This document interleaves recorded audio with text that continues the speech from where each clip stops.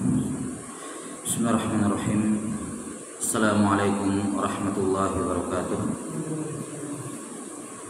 Alhamdulillahirabbil alamin. Wassalatu wassalamu ala asyrafil anbiya'i wal mursalin sayyidina wa nabiyyina Muhammadin wa ala alihi wa sahbihi ajma'in. Asyhadu an la ilaha illallah wahdahu la syarikalah wa asyhadu anna Muhammadan abduhu wa rasuluh. Allahumma la ilma lana illa ma 'allamtana innaka antal alimul hakim. Allahumma faqihna fi dinik wa 'allimna ma yanfa'una warzuqna al-ikhlasa fil qawli wal 'amal wa zidna ilman ya arhamar rahimin. Baik, kita lanjutkan penjelasan dari kitab Al-Yaqutin Nafis fi Madhhab Ibn Idris Syekh Ahmad bin Umar Asy-Syafiri rahimahullah yang wafat tahun 1360 Hijriah. Masih dalam pembahasan sholat Jumat, terakhir terkait dengan syarat syah sholat Jumat. Nah, kemudian disebutkan oleh penulis rahimahullahu ta'ala arkanul khutbatain, rukun dua khutbah. Iya.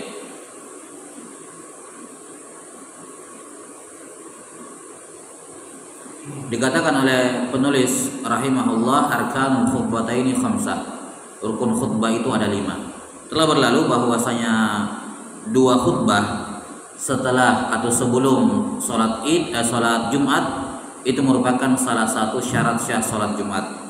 Maka tidak syah sholat Jumat tanpa ada khutbah. Maka kalau khutbahnya bermasalah, maka ikut juga bermasalah sholat Jumatnya. Walaupun ada khutbah Jumat, tapi kalau tidak sah, maka salat Jumatnya juga tidak sah.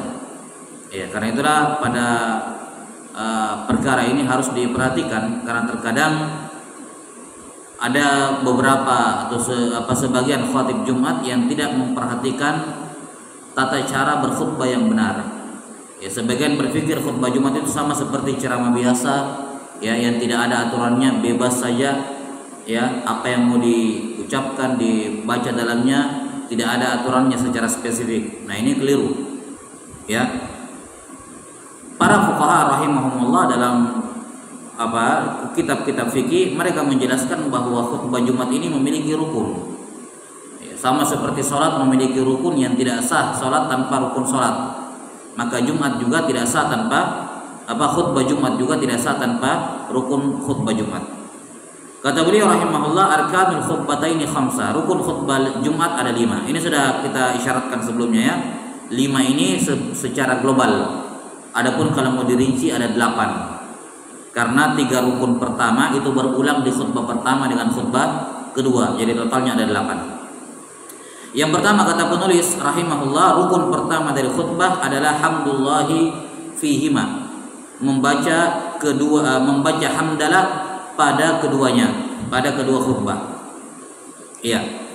Jadi di khutbah yang pertama wajib baca hamdalah, di khutbah kedua juga wajib. Kalau dia cuma baca hamdalah di khutbah pertama, di khutbah kedua tidak baca, maka tidak sah khutbah Jumatnya. Demikian pula sebaliknya. Kalau dia tidak baca di khutbah pertama, hanya baca di khutbah kedua juga tidak sah. Jadi membaca hamdalah itu kewajiban rukun di 2 khutbah, khutbah pertama dan kedua. Bagaimana lafaz hamdalah yang dimaksud? Kata para ulama di sini ada 2 hal yang harus diperhatikan. Yang pertama harus dengan menggunakan kata hamdun, pujian kepada Allah. Ada huruf ha, mim, dal. Ya, terserah bagaimana jadinya. Yang jelas ha, mim, dal. Misalnya dia bilang alhamdulillah, itu sudah paling minimal sudah. Alhamdulillahirabbil alamin atau innal hamdalillah. Ya, itu juga ada kata hamdun. Atau misalnya misalnya hamdan ya katsiran lillah misalnya. Yang jelas harus ada 3 huruf ini, ha, mim, dal. Ya. Ini yang pertama, maka tidak boleh diganti dengan yang lain. Kalau ada orang mengatakan misalnya asykurullah, aku bersyukur kepada Allah, atau syukran lillah, kita berterima kasih bersyukur kepada Allah, ini tidak sah. Tidak boleh pakai kata lain selain kata hamdun. Tidak boleh menggunakan kata syukur, tidak boleh menggunakan kata yang lain, ya. Nah, ini aturan yang pertama ya. Jadi harus menggunakan kata hamdun, pujian kepada Allah, tidak sah dengan menggunakan seperti kata syukur misalnya. Atau kata sana, misalnya usnillah ta'ala, aku memuji Allah Subhanahu wa ta'ala. Walaupun mungkin terjemahan bahasa Indonesianya sama. Sana dengan hamdun sama, tapi berbeda. Dalam bahasa Arab itu berbeda. Ya, mengapa ini dikatakan rukun? Karena para sahabat Nabi SAW ketika mengutip khutbah Jumat Nabi SAW selalu disebutkan di situ fahamidallah, ya, fahamidallah. Beliau memulai hamdalah di awal khutbahnya, memulai hamdalah dengan memuji Allah Taala, membaca hamdalah dalam khutbahnya. Baik, ini yang pertama di khutbah pertama, khutbah kedua. Kemudian harus dengan nama Allah, dengan lafzul jalalah. Harus Allah, nama Allah, tidak boleh nama Allah yang lain, tidak sah. Tidak sah kalau dia mengatakan misalnya Alhamdulillahirrahman, pakai nama Rahman. Rahman nama Allah, tapi tidak sah dipakai di khutbah Jumat. Ya, misalnya dia bilang alhamdu apa ya lirrahmanirrahim misalnya, lirrahman arrahim, atau alhamdu lil waliyil ghaffar, tidak sah. Harus hanya boleh menggunakan nama Allah. Nah, ini aturan dari rukun pertama dari 5 rukun khutbah Jumat, yaitu membaca hamdalah. Harus dengan menggunakan kata hamdun, bagaimanapun perubahannya, ahmaduhu, nahmaduhu, alhamdulillah, ya, ini semua boleh. Tapi harus menggunakan nama Allah, tidak menggunakan nama yang lain dari nama-nama Allah Subhanahu wa taala. Ya, ini rukun yang pertama. Rukun yang kedua, wassalatu ala nabi sallallahu alaihi wa alihi wa sahbihi wasallam fihima.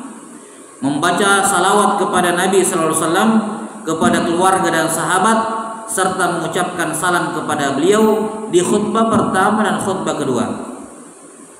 Ya. Nah, di sini apa yang disebutkan oleh beliau rahimahullahu taala kurang tepat ya.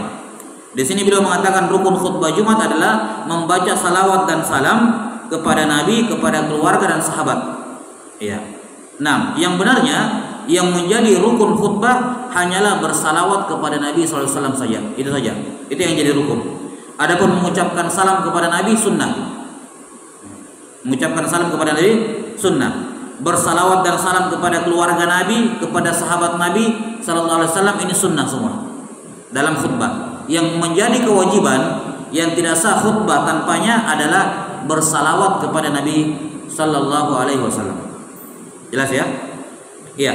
Dan ini wajib di khutbah pertama dan khutbah kedua. Jadi salawat di khutbah pertama wajib ada kepada Nabi SAW, salawat juga di khutbah kedua.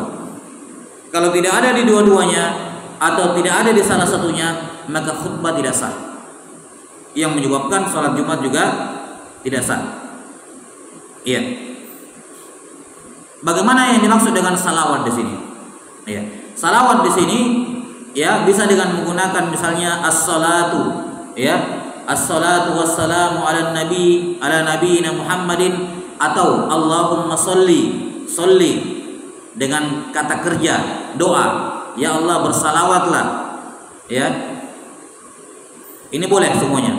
Allahumma sholli ala nabiyina Muhammad, ya, sallallahu ala nabiyina Muhammad, ini dua-duanya boleh. Jadi salawat mau dengan kata kerja sallallahu, atau dengan atau misalnya usolli ala nabi, atau nusolli, kita bersalawat kepada Nabi sallallahu alaihi wasallam gitu ya, ataukah dengan kata benda as-salatu wassalam, salawat dan salam.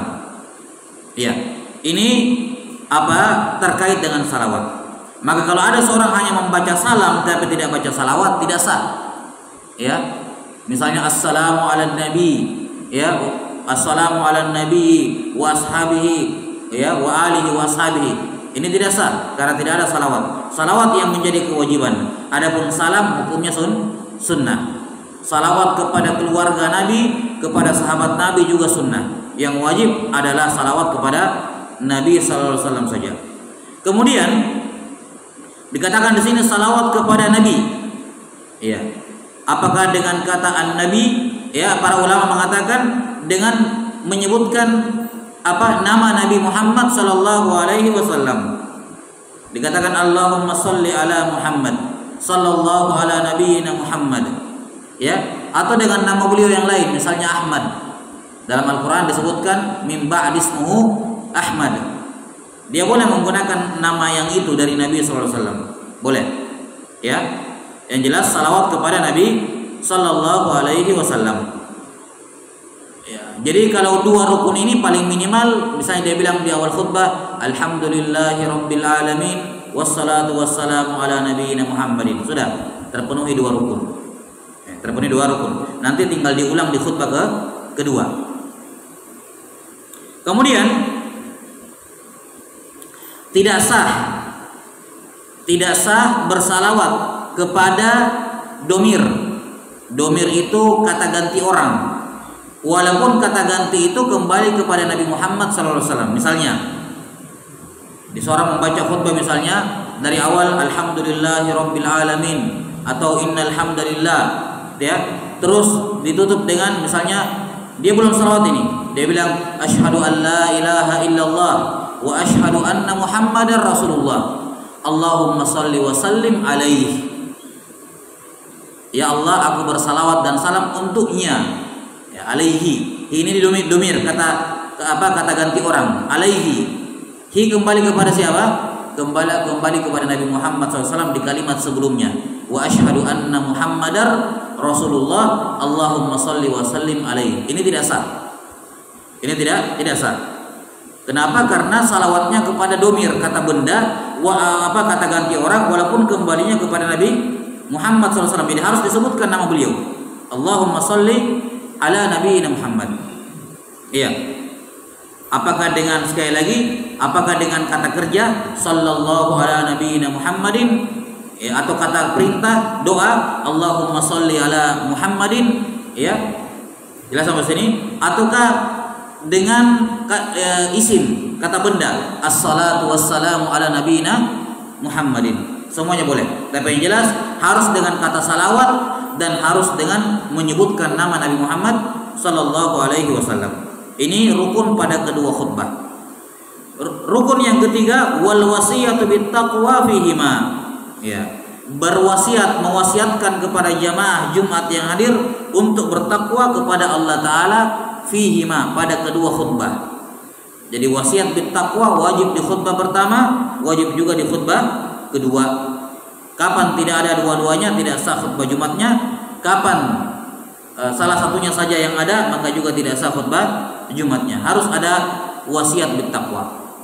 Nah, wasiat bittaqwa ini berbeda dengan hamdalah dan salawat sebelumnya.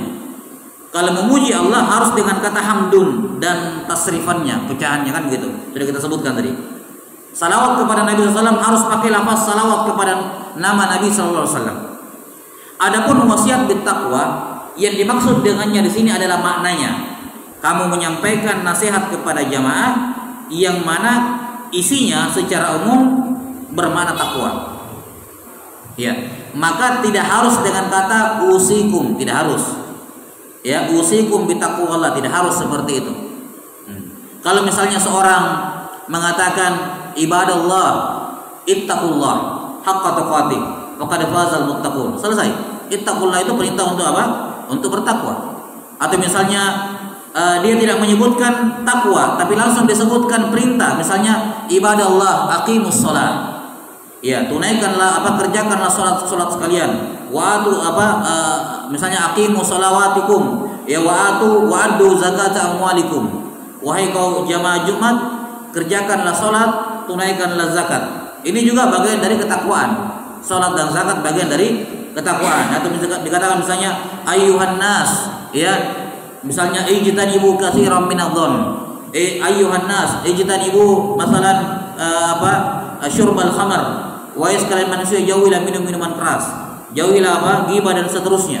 Maka ini juga bagian dari ketakwaan. Jadi untuk wasiat bittaqwa tidak harus dengan kata wasiat dan juga tidak harus dengan kata takwa. Wasiat ini bisa diganti dengan amurukum, ya, bittaqwallah. Aku perintahkan kalian, atlubu minkum, aku meminta dari kalian, bisa seperti itu. Adapun takwa bisa pakai kata takwa, bisa diganti dengan perintah, mengerjakan perintah, bisa diganti dengan meninggalkan larangan. Ya. Ya cuman ya format simpelnya kayak gini memang. Makanya khutbah Jumat ya biasanya seperti itu. 3 di awal biar nggak lupa. Alhamdulillahirabbil alamin wassalatu wassalamu ala nabiyyina Muhammadin ya wa ala alihi wa sahbihi ajmain. Ibadallah usikum bitaqwallah. Selesai 3 rukun. Khutbah pertama, khutbah kedua. Ya. Khutbah pertama, khutbah kedua. Ya. Dan akan diterangkan nanti biiznillah taala di pembahasan berikutnya syarat syah khutbah. Ini semua harus bahasa Arab. Tidak sah kalau pakai selain bahasa Arab. Kadang ada khatib yang habis hamdalah, salawat, usikum bitaqwallah diterjemahkan lagi. Segala pujian bagi Allah ya, salawat dan salam ya dan seterusnya. Ya, saya selaku khatib meminta jamaah untuk bertakwa. Ini kan terjemahan dari yang Arab tadi di depan. Tidak ada masalah menyebutkan terjemahannya, tapi yang penting Arabnya disebut. Nah, kalau Arabnya tidak ada, bahasa diganti sama bahasa Indonesia, maka tidak sah. Misalnya alhamdulillahirabbil alamin wassalatu wassalamu ala nabiyyina Muhammadin wa ala alihi wa sahbihi ajmain. Jemaah sekalian, saya perintahkan bertakwa kepada Allah. Ini kan bahasa Indonesia, tidak ada Arabnya, tidak sah. Harus bahasa Arab. Seperti akan diterangkan nanti biidznillah. Jadi semua rukun-rukun khutbah ini semua harus disampaikan dalam bahasa Arab. Ya. Kemudian rukun khutbah yang keempat. Ini yang pertama, kedua, ketiga rukun di dua-duanya. Khutbah pertama wajib, khutbah kedua juga wajib. Rukun yang keempat wa qira'atu ayatin minal Qur'ani fi ihdahuma. Membaca ayatin, 1 ayat minimal. Membaca minimal 1 ayat Quran pada salah satu dari 2 khutbah. Khutbah pertama kah atau khutbah kedua. Tidak wajib di dua-duanya, tidak wajib. Membaca ayat Al-Quran wajib di salah satunya saja. Mau dibaca di khutbah pertama maka sudah gugur kewajiban. Kalau tidak sempat dibaca di khutbah pertama, ayatnya dibaca di khutbah kedua. Karena kewajibannya cukup di salah satunya saja. Iya. Yang paling afdol tempatnya membaca ayat itu di akhir khutbah pertama. Yang paling afdol tempatnya membaca ayat Quran di akhir khutbah pertama. Itu yang paling afdol. Iya. Jelas sampai sini? Walaupun kebanyakan khatib membaca ayat Quran di awal. Ini juga tidak ada masalah karena khawatir lupa. Jadi sekalian di awal dikumpulkan semua itu rukun khutbah supaya sisanya tinggal ceramah, tidak kepikiran lagi nanti khutbah kedua baru, kan begitu ya. Jadi alhamdulillahirabbil alamin wassalatu wassalamu ala nabiyyina Muhammadin wa ala alihi wa sahbihi ajmain. Ya ibadallah usikum bitaqwallah faqad fazal muttaqun. Ya faqad qala Allah taala ya fil Qur'anil azim a'udzu billahi minasyaitonir rajim ya ayyuhalladzina amanu taqullaha. 1 ayat full. Ini sudah selesai rukun di khutbah pertama. Tinggal lanjutkan ceramahnya, kan begitu. Sudah selesai, aman. Iya. Jadi sunnahnya kata para fuqaha ayatnya itu dibaca di akhir khutbah pertama. Kenapa? Karena supaya khutbah itu seimbang. Ini kan salawat hamdalah khutbah pertama, khutbah kedua. Salawat pertama, kedua. Wasiat bittaqwa pertama, kedua. Ya kan? Nah, nanti ada doa mendoakan kaum mukminin di akhir khutbah kedua. Di akhir khutbah kedua supaya seimbang khutbahnya masing-masing isinya 4, maka ayat Al-Qur'annya sunnahnya dibaca di khutbah pertama di akhir khutbah pertama supaya seimbang dengan mendoakan kaum mukminin di akhir khutbah kedua, kan begitu, supaya seimbang 4-4. Di khutbah pertama 4 rukun, khutbah kedua 4 rukun.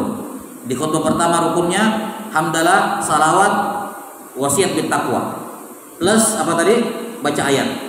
Ya, di khutbah kedua hamdalah, salawat, wasiat bittaqwa, mendoakan kaum mukminin. Jadi 4.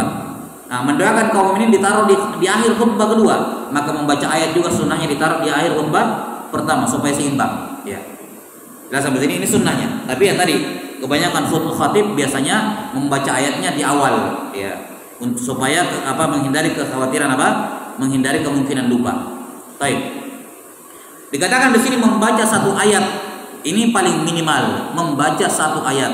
1 ayatnya harus mufhimah. Sama seperti aturan pada surah pendek setelah Al-Fatihah dalam sholat. Ya, paling minimal bacaan surah pendek setelah Al-Fatihah harus 1 ayat full satu ayat yang bermakna. Kalau misalnya ada orang baca qul huwallahu ahad, Allahu akbar, ruku, sah. Karena sudah cukup satu ayat. Kalau tidak cukup satu ayat tidak sah. Misalnya dibaca ayat kursi. Ayat kursi kan satu ayat, baru setengahnya ruku dia. Walaupun panjang tapi tidak sah. Karena belum cukup satu ayat. Demikian pula satu ayat tapi tidak ada maknanya. Tidak ada maknanya di sini dalam artian ya dia huruf hijaiyah. Seperti misalnya alif lam mim, satu ayat. Tapi ya kan apa terjemahnya alif lam mim? Alif lam mim huruf hijaiyah, tidak menunjukkan apa? Makna. Kan begitu. Bukan berarti tidak ada hikmahnya, tentu saja ada. Cuman secara makna yaitu huruf hijaiyah. Baik, jadi dalam khutbah Jumat juga sama, harus membaca rukun khutbah Jumat itu harus membaca ayat Quran paling minimal satu ayat full yang bermakna. Nah, sudah ya. Bagaimana kalau orang bilang misalnya wal asr? Sudah. Satu ayat itu. Hah? Satu ayat enggak? Hah? Satu ayat. Bermakna enggak?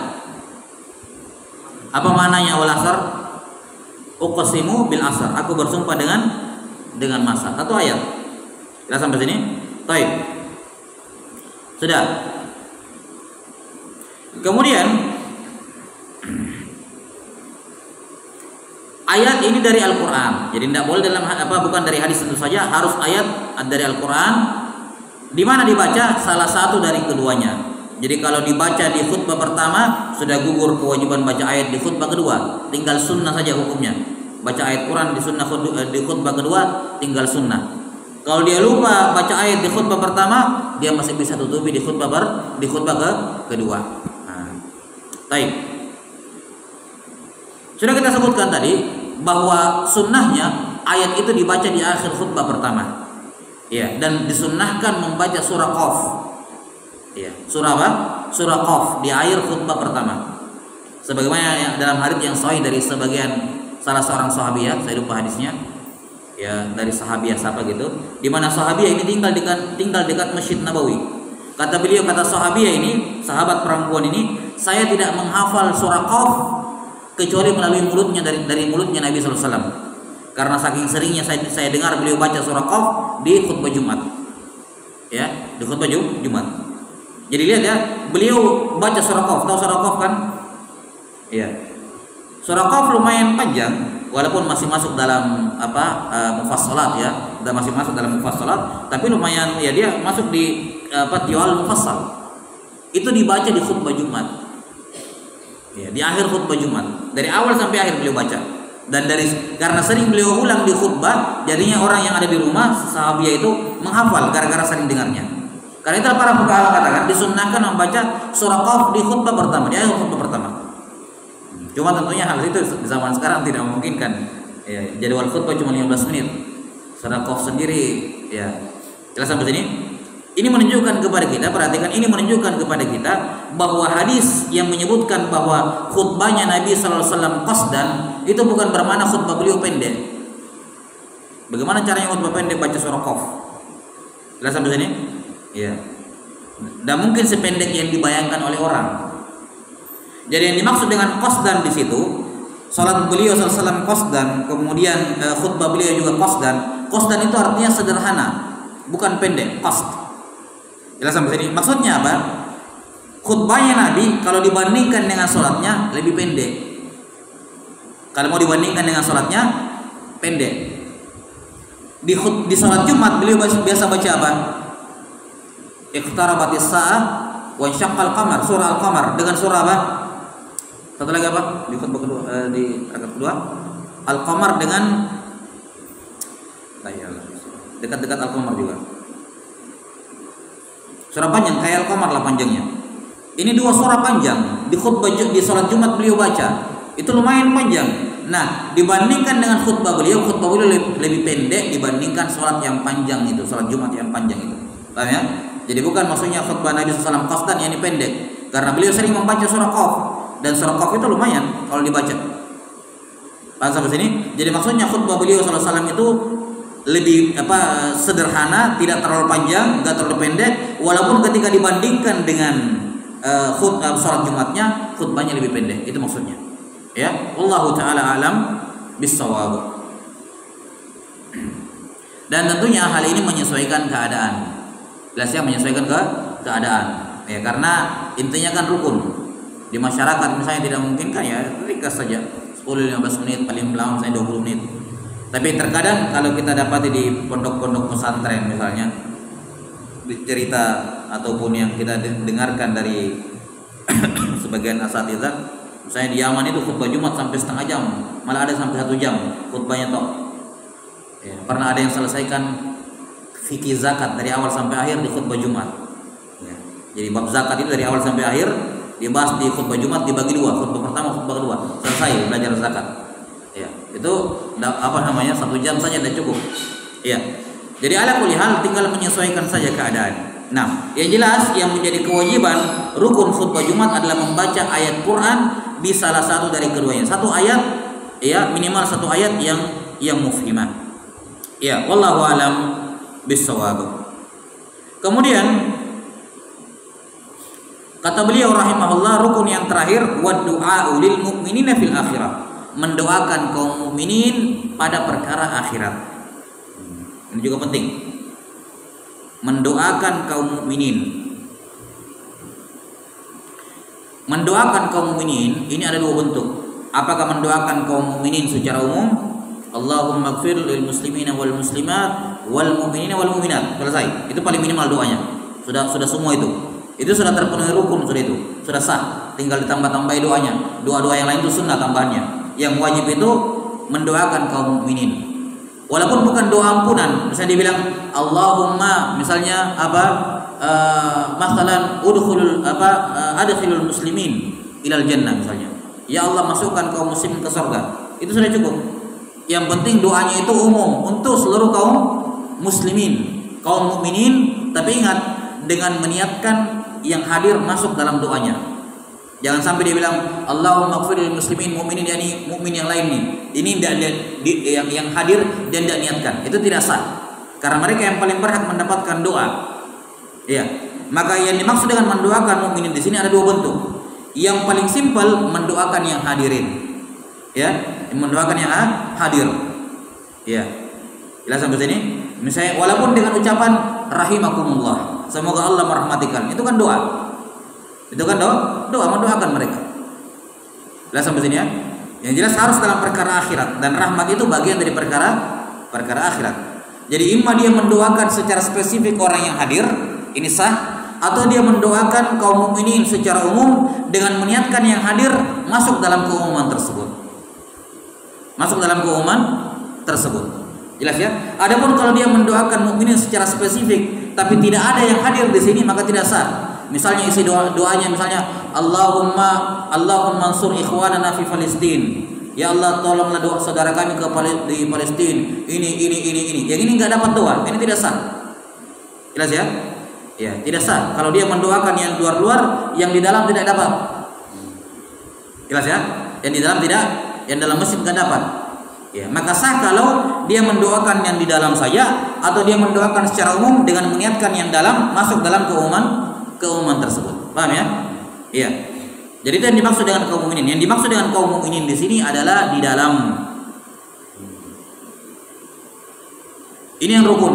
Adapun menambahkan kata mukminat ini sunnah. Iya. Lah sampai sini menambahkan Allahumma ighfir lil muslimina wal muslimat ini sunnah, muslimat, mukminat, sunnah. Ya. Kemudian fil akhirah, harus dalam perkara akhirat. Maka tidak boleh tidak sah mendoakan kaum mukminin dalam perkara dunia. Ya. Misalnya ya Allah, Allahumma ansur al-muslimina fi kulli makan. Ya Allah, bantulah semua kaum muslimin. Lihat ya, umum doanya. Termasuk di sini. Saya doakan juga supaya ditolong oleh Allah. Tapi kan pertolongan biar dalam konteksnya itu khawatirnya yang dimaksud pertolongan di dunia. Nah, itu tidak sah. Karena tidak terkait dengan doa untuk perkara akhirat. Misalnya ya Allah, bebaskanlah hutang-hutang kaum muslimin semuanya. Ya. Allahumma addi duyunal muslimin. Ya Allah, bebaskanlah, ya, bayarkanlah utang-utangnya semua kaum muslimin. Masuk di sini kena doanya secara umum, tapi melunasi utang itu bukan perkara akhirat, perkara dunia, maka tidak sah. Ya, jadi paling minimal kalau dia mau doa-doa yang lain, mau doa yang di luar-luar, doakan dulu yang di dalam secara spesifik untuk perkara akhirat. Itu sudah terpenuhi rukun. Setelah itu dia mau doa tambahan, ya itu disunnahkan, ditambah lagi doanya. Ya. Fil akhirah. Ya, mendoakan kaum mukminin fil akhirah, yakni di khutbah yang kedua. Afwan. Tadi saya terjemahkan fil akhirah di akhirat. Fil akhirah yakni apa? Di khutbah yang terakhir, ya khutbah yang kedua. Tapi salah satu syarat doanya harus dalam perkara akhirat. Seperti saya katakan tadi. Jelas ya? Syarat syah doa dalam khutbah, doanya harus untuk kaum muslimin yang hadir atau secara global dengan meniatkan yang hadir juga, dan doanya harus dalam perkara apa? Akhirat. Nah, doa ini dibaca di khutbah kedua, di akhir khutbah kedua. Kalau dia berdoa di khutbah pertama, di khutbah kedua tidak ada doa, tidak sah khutbahnya. Ya, tidak sah khutbahnya. Kalau dia berdoa di khutbah pertama tapi tidak khutbah kedua. Ya. Makanya kalau kita mau khutbah Jumat, ya, to the point, misalnya kalau kita mau membaca rukun-rukunnya, misalnya di khutbah pertama dibilang misalnya alhamdulillahirabbil alamin, satu rukun, wassalatu wassalamu ala nabiyyina Muhammadin wa ala alihi wa sahbihi ajmain, ya, sudah dua. Ya, kemudian dikatakan misalnya ibadallah, ya, ibadallah usikum bitaqwallah faqad fazal muttaqun, tiga. Faqad qala Allah Ta'ala ya ayyuhalladzina amanu taqullaha haqqa tuqatih wa la tamutunna illa wa antum muslimun. Selesai. Khutbah pertama itu rukunnya selesai. Baru misalnya sampaikan materi ceramahnya. Ya, ingat ini empatnya harus dalam bahasa Arab. Ya. Ceramahnya bebas pakai bahasa apa saja sesuai dengan kebutuhan jamaah. Nah, kemudian di khutbah setelah selesai duduk, gitu ya. Duduk, kemudian berdiri lagi, khutbah lagi, alhamdulillahirabbil alamin wassalatu wassalamu ala nabiyyina Muhammadin wa ala alihi wa sahbihi ajmain. Kemudian saya dikatakan ibadallah rahimakumullah. Ini sudah doa ini. Sudah cukup. Jelas sampai sini? Paling minimal rahimakumullah. Ibadallah, misalnya rahimakumullah, usikum bitaqwallah. Ya kan? Usikum bitaqwallah. Selesai rukunnya. Selainnya tinggal tambahan. Ya, wallahu alam bissawab. Ini selesai 5 rukun khutbah secara global dan 8 rukun khutbah secara terperinci. Ya, 8 rukun khutbah secara terperinci. Baik, jadi sekali lagi ini penting untuk diperhatikan, ya. Nah, jangan sampai seorang berkhutbah kemudian meninggalkan salah satu rukun ini. Ya. Apalagi ini rukun sudah masyhur dipelajari dari SD. Mungkin dari SMP lah, mungkin di buku-buku pelajaran rukun khutbah. Jadi kaum muslimin banyak yang tahu. Makanya kalau ada sedikit kesalahan khutbah, biasanya jamaahnya marah-marah sholat zuhur saja karena tidak sah khutbahnya. Kalau tidak sah khutbahnya, tidak sah sholat, tidak bisa sholat Jumat. Kecuali kalau kamu mau ulang khutbahnya lagi. Ya, kalau mau, gitu ya, diulang dari awal. Ya, ala kulli hal, ini rukun sudah diketahui oleh kaum muslimin. Ya, maka ini yang harus diperhatikan bagi setiap orang yang khutbah, bahwa khutbah itu tidak seperti ceramah biasa yang tidak ada aturan tertentunya. Ya, wallahu alam bissawab. Tsumma qala rahimahullahu taala syurutul khutbatain. Sekarang syarat syah 2 khutbah. Tadi rukunnya. Ini sekarang syarat syahnya. Rukun itu kewajiban di dalam khutbah yang harus ada kalau mau khutbahnya sah. Itu rukun. Kalau syarat syah itu kewajiban di luar dari khutbah. Kewajiban di luar dari khutbah yang menunjang keabsahan khutbah. Sama seperti rukun. Rukun kalau enggak terpenuhi khutbah tidak sah, maka syarat juga kalau tidak terpenuhi khutbah juga tidak sah. Ada berapa syarat khutbah? Kata beliau syurutul khutbataini 13. Syarat syah khutbah itu 13. Syarat syah kedua khutbah pertama dan khutbah kedua, syarat syahnya ada 13. 13 ini hanya berlaku untuk khutbah Jumat. Untuk khutbah Jumat. 13 ini. Adapun khutbah yang lain kayak khutbah Idul Fitri, khutbah istisqa, khutbah apalagi ya, yang khutbah misalnya di di Arafah, ya ini cuma 2 syaratnya, nanti akan disebutkan. Tapi untuk Jumat 13 harus terpenuhi semuanya. Yang pertama kata beliau rahimahullahu taala, az-dzukura, laki-laki. Maka tidak syah khatib perempuan. Pernah beberapa tahun lalu sempat heboh ya di Amerika ya. Iya. Di Amerika khatib perempuan. Ini orang-orang liberal seperti ini ya, apa istilahnya, kaum feminis ya, mencoba menyejajarkan perempuan dengan laki-laki. Perempuan juga bisa khutbah. Nah ini jelas khutbah Jumatnya tidak sah. Nah, kemudian yang kedua was-sama. Ya, as-sama. As-sama di sini maksudnya adalah khutbahnya harus didengarkan oleh apa? Didengarkan oleh makmum. Ya, didengarkan oleh apa? Oleh jamaah. Didengarkan oleh jamaah.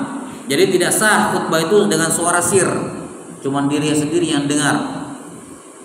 Jadi harus apa? Harus memperdengarkan ya, kepada orang lain, kepada jamaah. Nanti akan disebutkan lebih detail terkait dengan syarat ini. Jadi yang kedua adalah as-sama. Nah, pertanyaannya, bagaimana kalau pas? Jadi perhatikan, yang wajib dia perdengarkan kepada makmum itu 8 rukun tadi. Yang 8 rukun tadi kalau kedengaran, walaupun pas ceramahnya terganggu mikrofonnya, ada suara motor jadi tidak dengar, nggak ada masalah. Tapi 8 rukun khutbah tadi harus apa? Diperdengarkan. Harus diperdengarkan. Paham ya? Makanya ada baiknya kalau misalnya, atau sebelumnya, bagaimana kalau misalnya ketika seorang membaca rukun tiba-tiba apa?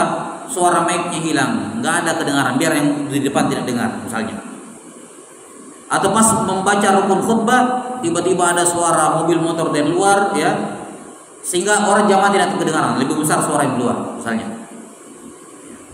Maka di sini khilaf ya antara Ibnu Hajar dengan Ar-Ramli. Ibnu Hajar rahimahullahu taala mengatakan tidak sah kalau tidak kedengaran, kalau ada keributan di luar tidak sah. Sementara Ar-Ramli mengatakan apa? Sah. Yang penting kan dia sudah sampaikan. Ini seharusnya dalam kondisi normal sudah kedengaran, cuman gara-gara ada halangan saja. Suara motor tadi. Jelas sampai sini ya? Kalau kayak mic-nya mati baru tidak kedengaran, cuman dia sendiri yang dengar, itu tidak sah. Karena berarti menurut Ar-Ramli pun dia belum menyampaikan suaranya kepada orang. Ala kulli hal, intinya begini, bagusnya kalau seorang khatib ketika menyampaikan khutbah tiba-tiba misalnya ada hal yang membuat sebagian rukun khutbahnya tidak kedengaran, diulang rukunnya. Kalau baru-baru lewat misalnya pas dibaca wassalatu wassalam ya, akhirnya jamaah tidak kedengaran karena suara, ya diulang aja lagi. Ya, kalau mau lebih aman. Ya. Bukan diulang khutbahnya, diulangi rukun yang kebetulan tidak didengar tadi gara-gara ada suara yang mengganggu. Nah, kemudian yang ketiga, wa wuquhuma fi khutbati abniyah. Ini mengikuti syarat salat Jumat kemarin. Salat Jumat kemarin kan syaratnya harus di pemukiman. Ya, di pemukiman. Makanya tidak ada salat Jumat di luar pemukiman. Nah, syarat khutbah juga sama. Kalau misalnya ini pemukiman nih. Pemukiman, apakah kumpul rumah-rumah gitu ya. Setelah itu kosong, kalau di zaman dulu begitu. Rumah ngumpul kosong gitu. Nah, khutbah Jumatnya di pinggiran kota, di pinggiran pemukimannya. Mimbar khatibnya keluar ke tanah kosong, jamaahnya di dalam. Maka ini tidak sah. Karena si khatibnya berkhutbah di luar dari pemukimannya. Ya. Jelas ya? Ini mungkin di zaman sekarang tidak terlalu relevan ya. Tapi intinya seperti itu. Walaupun jamaahnya di dalam kota, tapi khatibnya berdiri di luar, maka tidak sah. Berikutnya, wa taharatu anil hadatsain. Taharah dari 2 hadas, hadas besar, hadas kecil. Ini sudah berlalu di hukum-hukum hadas. Bahwa kalau orang kentut batal wudunya, tidak boleh sholat, tidak boleh tawaf, tidak boleh menyentuh mushaf, tidak boleh mengangkat mushaf. Termasuk dalam kategori sholat atau diikutkan kepada hukum sholat khutbah Jumat. Lantas bagaimana solusinya kalau tiba-tiba di tengah khutbah kentut dia? Khatibnya kentut. Jelas ya? Di tengah-tengah khutbah khatibnya kentut. Nah, maka di sini ada dua pilihan bagi dia, dua opsi. Ya, ada dua opsi.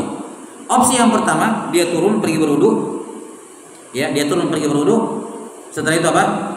Balik lagi. Setelah itu apa? Balik lagi. Ini opsi yang pertama. Kemudian